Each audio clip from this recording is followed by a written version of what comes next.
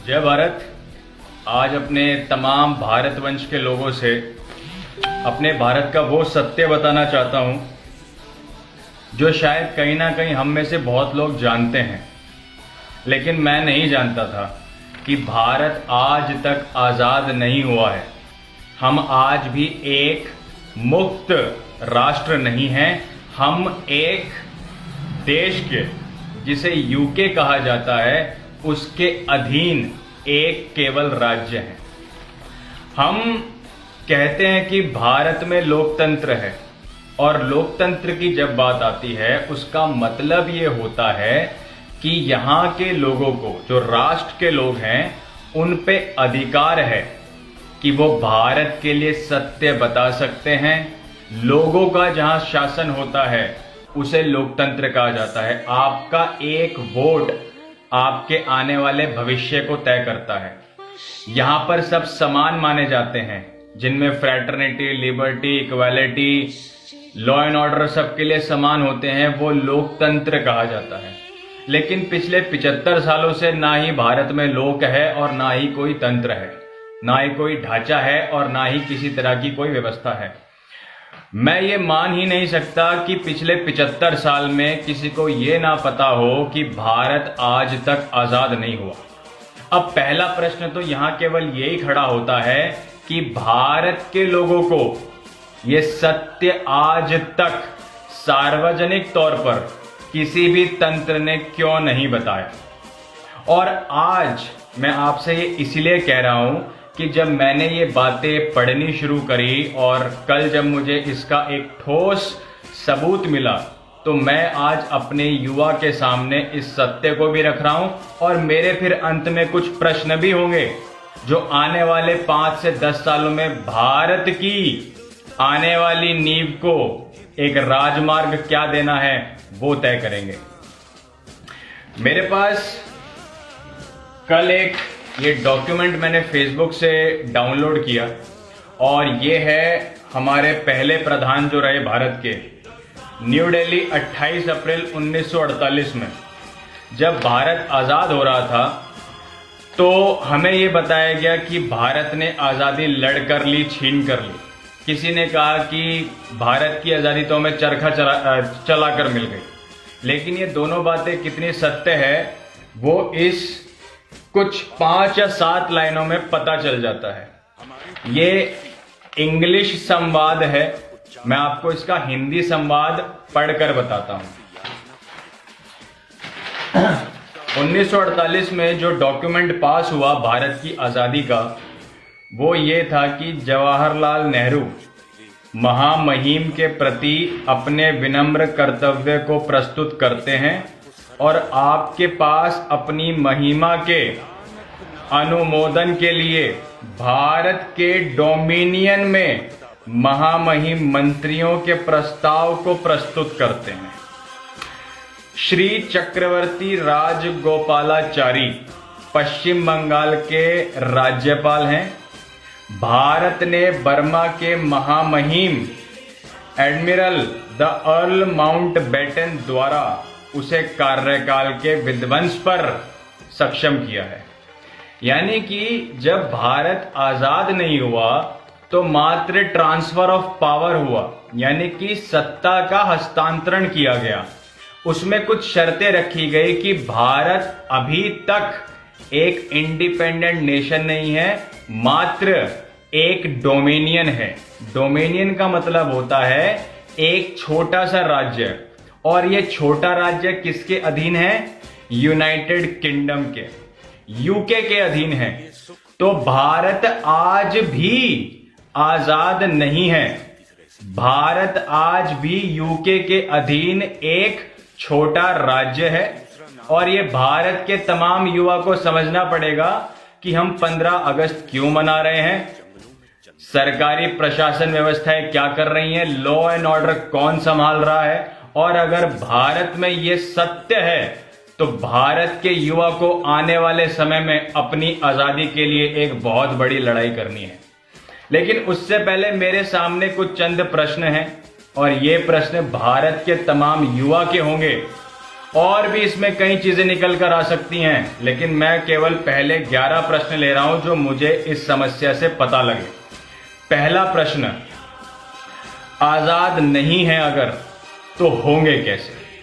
इस पे भारत के हर राष्ट्र के लोगों को चिंतन करना है कि अगर भारत आज तक आजाद नहीं हुआ है तो आगे होगा कैसे, उसके लिए राष्ट्र के लोगों को क्या करना है। दूसरा प्रश्न है, नहीं कर पाए तो क्या आज भी हम गुलाम ही हैं? यह दूसरा प्रश्न है। तीसरा प्रश्न, कितने समय के लिए हस्तांतरण किया गया है? क्योंकि जब ट्रांसफर ऑफ पावर किया जाएगा, समझ लीजिए उदाहरण के तौर पर अगर मेरा एक घर है और मैंने वहां पे राज किया और फिर मैं उस घर का एक हस्तांतरण किसी और को दे जाऊं और ये कहूं कि मैं तो यहां से जा रहा हूं लेकिन ये घर तेरे हवाले करके जा रहा हूं कि जब तक मैं यहां वापस ना आऊं तब तक इसकी कार्य प्रणाली तुझे संभालनी है, तो उसके लिए मैं एक समय तय करूंगा या नहीं करूंगा? अगर समय तय है तो क्या है, और अगर नहीं है तो ये उससे भी बड़ी जलालत है। चौथा प्रश्न, हस्तांतरण का समय पूरा होने के बाद क्या? अगर कोई एक तय अवधि करी गई है कि भारत इतने साल के लिए लीज पर रहेगा या नहीं रहेगा, अगर वो समय पूरा हो गया तो भारत की आजादी का क्या? ये एक और भारत के युवा के सामने सबसे बड़ा प्रश्न है। ये निर्णय कहां लिया गया? पांचवा प्रश्न, हमारी आजादी का, भारत की स्वतंत्रता का, जिसके लिए हमारे पूर्वजों ने अपना रक्त बहाया, हमारे पूर्वज वीर गति को प्राप्त हुए, इतनी संपत्ति नष्ट हुई, अरबों खरबों रुपए भारत ने आजादी के आंदोलन के लिए खर्च किया, उन सब का क्या? ये निर्णय जो लिए गए हैं ये किनके बीच समझौता हुआ, कहां समझौता हुआ, ये फिर एक बड़ा प्रश्न है। इसके सारे सबूत, जो ये ट्रांसफर ऑफ पावर हुआ है, सत्ता का हस्तांतरण, इसके दस्तावेज कहां हैं? और अगर हैं तो ये भारत के लोगों के सामने आज तक सार्वजनिक क्यों नहीं किए गए? चाहे पिछले तंत्र की सरकारें हो या वर्तमान तंत्र की, भारत के सामने सच क्यों नहीं है? इसके बाद आता है कि अगर ये सब कुछ सत्य है तो ऐसा तो हम मान ही नहीं सकते कि किसी भी तंत्र की सरकार को इस सच के बारे में ना पता हो। तो अगर पता था तो अब तक सरकारी तंत्र क्या कर रहा था? अगर भारत में लोकतंत्र है, जहां लोगों का तंत्र है, वहां उन्हें अंधेरे में क्यों रखा गया? आठवां प्रश्न, हम छोटी छोटी बातों पे तो बहुत आंदोलन करते हैं, घरों से निकल जाते हैं, अपना माथा फोड़ते हैं सरकारी तंत्र के आगे निजी स्वार्थ में, लेकिन जब बात राष्ट्र की आती है, ये एक अंतरराष्ट्रीय मुद्दा है, हम घरों में मौन बनकर बैठे हुए हैं। हम सोच रहे हैं कि आजादी अगर नहीं भी आई, जितने साल के लिए भी हमें ट्रांसफर ऑफ पावर मिली है, उतने साल का तो मतलब उतने साल की तो मलाई हम खा लें, बाद में जो होगा वो देखा जाएगा। लेकिन हमें यह गौर करना पड़ेगा कि जिस भारत में आज हम विकास कर रहे हैं, जिस भारत में आज हम उसे बनाने में लगे हुए हैं, जब ये भारत ही हमारी भूमि नहीं है तो हम क्यों टैक्स ले रहे हैं, क्यों विकास कर रहे हैं और किसका साथ और किसका विश्वास जीतने में लगे हुए हैं? ये भी भारत के युवा को सोचना होगा। 9वां प्रश्न, अब ये सब अगर हमें पता लग गया है तो भारत वंश को क्या करना चाहिए, भारत के लोगों को क्या करना चाहिए? ये एक बहुत बड़ा प्रश्न है। इसका समाधान क्या है? अगर हम आज भी आजाद नहीं है तो, और आजादी अगर हमने ही लेनी है तो फिर ये सामाजिक ढांचा और तंत्र किस लिए है? ये प्रशासन व्यवस्थाएं किस लिए हैं? ये सरकार किस लिए है? ये लॉ एंड ऑर्डर न्यायालय किस लिए हैं? जब ये समाधान राष्ट्र के लोगों को ही करना है, हमें ही सब कुछ बताना है, हमें ही लोगों को जागरूक करना है, तो ये तमाम संगठन जो 10 तरह के खुले हुए हैं, पगार लेते हैं, सरकारी सुविधाएं लेते हैं, इनका हमने करना क्या है? ये भी राष्ट्र के लोगों के लिए आज एक बहुत बड़ा सवाल है। 10वां सवाल, अगर ये सब डाम डमूरा भारत में पिछले कई वर्षों से चल रहा है तो 15 अगस्त किस खुशी में मना रहे हैं? किसे हम बेवकूफ बना रहे हैं और क्यों बना रहे हैं। अब इसके बाद 11वां सवाल जो सबसे महत्वपूर्ण है और मुझे लगता है कि ये सवाल सारे चिट्ठे खोल देगा भारत की सच्चाई का, और वो ये है कि मैं एक ही सवाल पूछता हूं सभी तंत्र से, राष्ट्र के लोगों से, उन सभी लोगों से जो भारत की एक अखंडता के लिए अपना कर्तव्य कर रहे हैं, कि भारत के लोगों से ये क्यों छुपाया गया। लोकतांत्रिक देश में इतना बड़ा सत्य कि भारत आज तक आजाद नहीं हुआ है, केवल मात्र सत्ता का हस्तांतरण से कुछ सालों के लिए या समय के लिए केवल एक देश के अधीन हुआ है। क्यों भारत के लोगों को सच नहीं बताया गया? ये सवाल भारत का हर युवा आज एक तंत्र से मांग करता है, पूछता है कि हमारी क्या गलती थी, हमारे पूर्वजों की क्या गलती थी, इस भारत में अगर हम पैदा हुए हैं तो हमारी क्या गलती थी, हमसे सच क्यों नहीं बताया गया। हमने आप पे विश्वास किया, आपके साथ हर चीज में समर्थन दिया, हमारे पूर्वजों ने समर्थन दिया, और इतना बड़ा सत्य भारत के लोगों से ही क्यों छुपाया गया। मैं जब इसके बारे में थोड़ा पढ़ रहा था तो मुझे पता लगा कि 1998 में हमारे एक बहुत ही दिग्गज क्रांतिकारी रहे, वो थे राजीव दीक्षित जी। उन्होंने 98 में इसका खुलासा कर दिया था कि भारत आजाद नहीं हुआ है, केवल मात्र सत्ता का हस्तांतरण कर दिया गया है। उसके बाद से डिजिटल वर्ल्ड में 22 साल हो चुके हैं, लेकिन ना ही ये सत्य भारत के लोगों के सामने सार्वजनिक किया गया और ना ही इस पर ठोस निर्णय लिया गया। और आजादी के 75 साल हमने केवल ढोंग, अज्ञान, दिखावे में बर्बाद कर दिए, और आज हम कहते हैं कि भारत में तरक्की क्यों नहीं है, बेरोजगारी क्यों है, भुखमरी क्यों है, स्वास्थ्य शिक्षा क्यों नहीं है, सामाजिक भेदभाव किस लिए है, जनसंख्या क्यों बढ़ रही है, भारत में भारत के लोगों के अधिकार क्यों नहीं है। ये तमाम प्रश्न अगर ये सच है तो इसकी बदौलत ही भारत के लोगों के सामने आ जाते हैं। क्योंकि अगर ट्रांसफर ऑफ पावर हुआ है, दैट मीन्स जितने भी भारत में आज ये तंत्र चल रहे हैं, ये सारे के सारे अंग्रेजी शासन के तंत्र हैं। चाहे आपका वो लोकतंत्र पैटर्न हो, संविधान हो, न्यायपालिका हो, पुलिस प्रशासन हो, या जितने भी कार्य प्रणाली सरकारी तंत्र से चल रहे हैं, ये सारे के सारे अंग्रेजों की देन है, और उसी का ही हस्तांतरण हमारे कुछ चंद सरकारी लोगों ने 1947 में किया।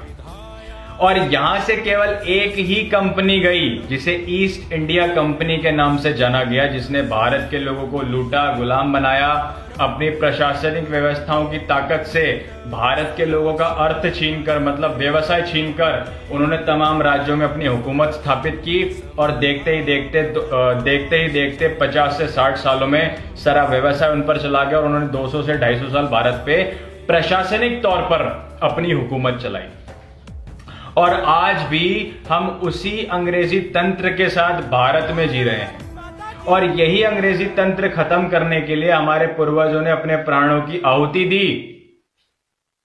और 75 साल बाद भी आज हम जहां से चले थे उससे भी बदतर जगह पर पहुंच गए हैं। लेकिन हमारी जो नपुंसकता है वो ये है कि हम घर में बैठकर मुंह में दही जमा कर रहना चाहते हैं। मैं पता है आज आपसे सत्य क्यों कह रहा हूं, क्योंकि मैं समाज से हूं, समाज मुझसे नहीं है। तो जो समाज के लिए ठीक होगा वो मेरे लिए बेहतर होगा, जो समाज के अनुकूल नहीं होगा वो मेरे जीवन के पतन का कारण बनेगा।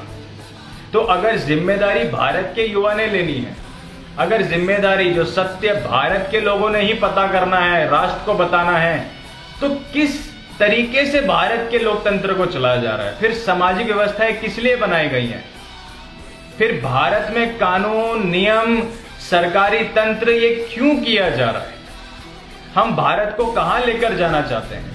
हम भारत को आज तक आजाद नहीं करा पाए और हम बड़ी बड़ी बातें करते हैं। हम अपने भारत वंश को नहीं बचा पा रहे, हम बड़ी बड़ी बातें करते हैं। हम अपनी भूमि को नहीं बचा पा रहे, हम बड़ी बड़ी बातें करते हैं।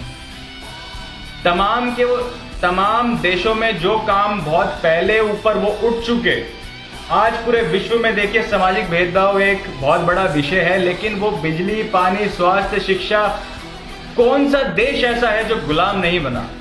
चुनौतियां तो सारे देशों में आई, लेकिन वो पूर्ण स्वराज लेकर हटे।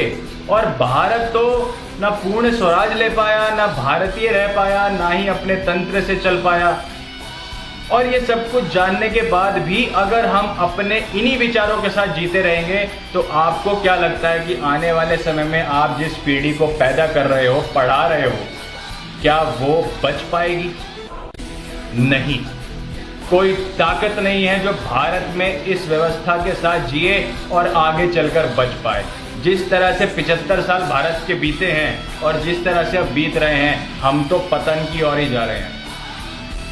ये राष्ट्र के युवा को सोचना पड़ेगा, समझना पड़ेगा कि अगर भारत में तांत्रिक व्यवस्थाएं इतनी कमजोर हैं जो भारत का सत्य भी पता नहीं कर सकती, तो ये भारत के लिए सबसे बड़ी जलालत है। और लोकतांत्रिक देश में जब लोगों का समूह, लोगों की ताकत जमीनी स्तर पर नहीं होगी, ये पतन और बढ़ेंगे और राष्ट्र का पतन जितनी जल्दी होना होगा उससे भी कई गुना ज्यादा जल्दी होगा। तो भारत का युवा, तमाम राष्ट्र और अंतरराष्ट्रीय स्तर पर जितने भी भारत वंश के लोग रह रहे हैं, युवा हैं, वो इसका चिंतन करे।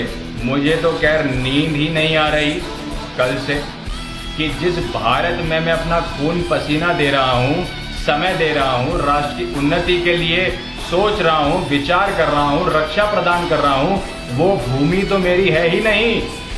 मैं तो किराएदार हूँ और भूमि मेरी किराए पर है, कर्जदार है। लेकिन ये अब ज्यादा दिन भारत में चलेगा नहीं। मुझे भारत वंश और भारत वैसा ही चाहिए जैसे हमारे पूर्वजों ने कुछ 3000 साल पहले तक रखा था। उसके लिए तांत्रिक व्यवस्थाएं क्या करती हैं, ये अपना निर्णय भारत के युवा के सामने स्पष्ट करे। नहीं तो आने वाली क्रांति मां भारत से ज्यादा बड़ी होगी। जय भारत।